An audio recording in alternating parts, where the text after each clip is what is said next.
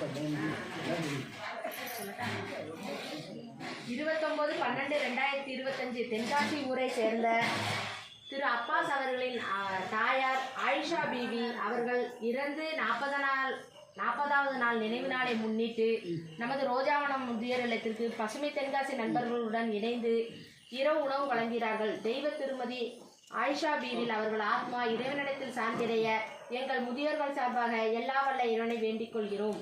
எல்லாரும் 2 நிமிஷம் அவங்களுக்காக கண்ணு மூடி பிரார்த்தனை பண்ணிக்கோங்க.